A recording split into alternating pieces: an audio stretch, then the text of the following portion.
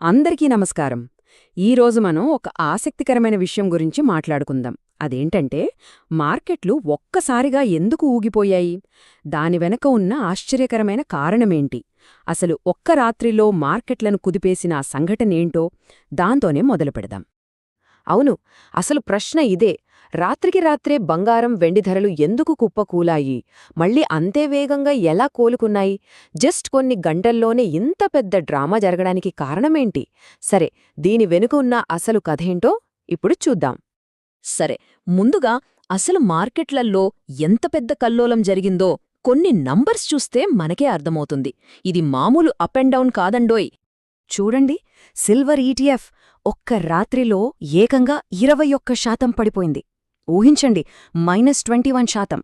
ఈ ఒక్క నంబర్ చాలు ఆ టైంలో ఇన్వెస్టర్లు ఎంతలా భయపడిపోయాలో అర్థం చేసుకోవడానికి. కాని కథ ఇక్కడితో అయిపోలేదు. ఇక్కడే అస్సలు ట్విస్ట్ ఉంది. ఎంత వేగంగా అయితే పడిపోయిందో అంతే వేగంగా అదే రోజులో మళ్ళీ 16% పైకి లేచింది. దీని అర్థమేంటి? మార్కెట్లో మొదలైన ఆ భయం, ఆ పానిక్ ఎక్కువసేపు నిలవలేదు. ఇన్వెస్టర్లు వెంటనే తమ ఆలోచన మార్చుకున్నారని క్లియర్గా తెలుస్తుంది. ఈ గందరగోళం కేవలం వెండికే పరిమితం కాలేదు. బంగారం కూడా దాదాపు ఇదే దారిలో నడిచింది. గోల్డ్ ఈటీఎఫ్లు కూడా ముందు 11% పడిపోయి ఆ తర్వాత 7% కోలుకున్నాయి. అంటే ఇది మొత్తం ప్రెషియస్ మెటల్స్ మార్కెట్ని కుదిపేసిన ఒక పెద్ద సంఘటన అని చెప్పొచ్చు. అసలు ఇంతలా మార్కెట్లు ఊగిపోవడానికి కారణమేంటంటారో? సరే, ఇప్పుడు ఆ అసలు కారణమేంటో చూద్దాం. ఈ మొత్తం గందరగోళానికి మూలం ఎక్కడుందంటే, దావోస్లో జరిగిన ఒక సమావేశంలో అప్పటి అమెరికా అధ్యక్షుడు ట్రంప్ చేసిన కొన్ని ప్రకటనల్లో ఉంది. ఇక్కడే ఉందసలు విషయం. మార్కెట్ ఎందుకు షాక్ అయ్యిందంటే, చూడండి, కొన్ని రోజుల ముందు వరకు యూరోపియన్ దేశాలపై 200% వరకు టారిఫ్లు విధిస్తాం, అది కూడా ఫిబ్రవరి 1 నుండే అని బెదిరించారు. కానీ దావోస్లోకి వచ్చాక సీన్ మొత్తం రివర్స్. ఎలాంటి టారిఫ్లు లేవు, పైగా చాలా మంచి చర్చలు జరిగాయి అని ప్రకటించారు. ఇది కంప్లీట్ యూటర్న్ కదా. నెలల తరబడి ఉన్న ఒక పెద్ద టెన్షన్ ఈ ఒక్క మాటతో మాయమైపోయింది. అంతేకాదండోయ్, ఇది కేవలం టారిఫ్ల విషయం మాత్రమే కాదు. ఓవరాల్గా తన వైఖరిని చాలా మార్చుకున్నారు. గ్రీన్లాండ్ను దక్కించుకోవడానికి మిలిటరీని వాడం అని హామీ ఇచ్చారు. నాటో సెక్రటరీ జనరల్తో చాలా మంచి మీటింగ్ జరిగిందన్నారు. అంటే వారాలుగా పెరుగుతున్న గ్లోబల్ టెన్షన్స్ని ఒక్కసారిగా తగ్గిచ్చేశారన్నమాట. సరే, ఈ సడన్ మార్పు వల్ల బంగారం, వెండి మార్కెట్లపై ఎలాంటి ప్రభావం పడిందో ఇప్పుడు కొంచెం డీటెయిల్డ్గా చూద్దాం. ట్రంప్ ప్రకటనల వల్ల ఏమైందంటే, ప్రపంచవ్యాప్తంగా టెన్షన్ తగ్గింది. ఇలాంటి సమయంలో ఇన్వెస్టర్లు ఏం చేస్తారు? రిస్క్ ఆన్ సెంటిమెంట్ అంటాం దీన్ని. అంటే భయాలు తగ్గినప్పుడు బంగారం, వెండిలాంటి సేఫ్ యాసెట్స్ నుంచి డబ్బులు తీసి స్టాక్ మార్కెట్ల లాంటి కొంచెం రిస్క్ ఎక్కువ ఉన్న వాటిలో పెడతారు. అందుకే మొదట బంగారం, వెండి ధరలు అంతలా పడిపోయాయి. అయితే ఇక్కడే అసలు సిసలైన ట్విస్టుంది. ఒకవైపు అందరూ బంగారాన్ని అమ్మేస్తుంటే, గోల్డ్మెన్ సాక్స్ లాంటి పెద్ద పెద్ద ఇన్వెస్ట్మెంట్ బ్యాంకులు ఏం చేశాయో తెలుసా? మేము 2026 నాటికి బంగారం టార్గెట్ని ఔన్స్కు $5,400 పెంచుతున్నాము అని ప్రకటించాయి. ఈ సంఘటనల తర్వాత వాళ్లు ఇలా ప్రకటించడం చాలా ఆశ్చర్యంగా ఉంది. ఇది వినడానికి కొంచెం వింతగా అనిపించొచ్చు, కాని నిజం. ఏ అనిశ్చితి అయితే బంగారం ధరలు తాత్కాలికంగా పడటానికి కారణమైందో, అదే అనిశ్చితి లాంగ్ రన్లో బంగారానికి ప్లస్ అవుతుందని అనలిస్టులు అంటున్నారు. ఎందుకంటే ప్రపంచవ్యాప్తంగా సెంట్రల్ బ్యాంకులు ఇప్పటికీ బంగారాన్ని కొంటూనే ఉన్నాయి. ట్రంప్ భవిష్యత్తులో ఏం చేస్తారో అనే అనిశ్చితి ఇంకా ఉంది. అలాగే యుఎస్ ఫెడ్ వడ్డీ రేట్లు తగ్గిస్తుందనే అంచనాలు కూడా బంగారానికి బలాన్నిస్తున్నాయి.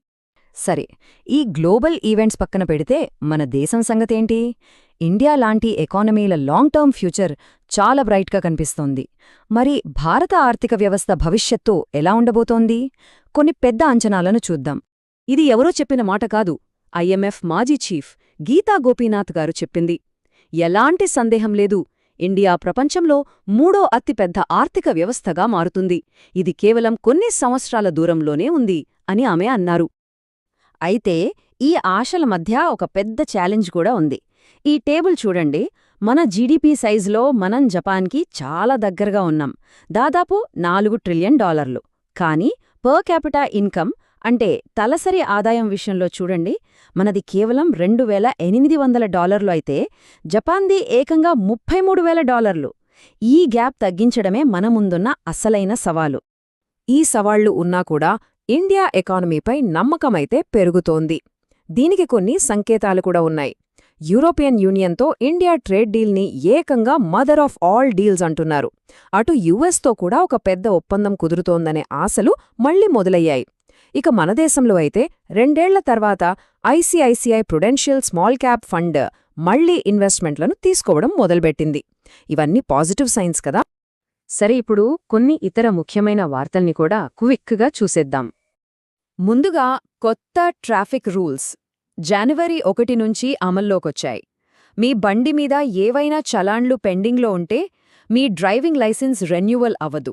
అంతేకాదు, ఒకే ఏడాదిలో 5 కన్నా ఎక్కువసార్లు రూల్స్ బ్రేక్ చేస్తే లైసెన్స్ 3 నెలల పాటు సస్పెండ్ అవుతుంది. జాగ్రత్త. ఇక రాష్ట్రాల విషయానికి వస్తే కొన్ని ముఖ్యమైన నిర్ణయాలు తీసుకున్నాయి. ఒడిషాలో గుట్కాతో సహా అన్ని పొగాకు ఉత్పత్తుల్ని పూర్తిగా బ్యాన్ చేశారు.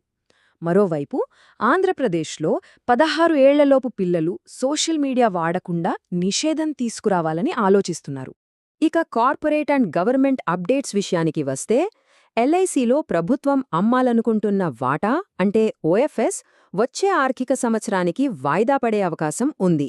మరోవైపు రైల్టెల్ కంపెనీకి డిఫెన్స్ మినిస్ట్రీ నుంచి 140 కోట్ల రూపాయల కొత్త కాంట్రాక్ట్ దక్కింది.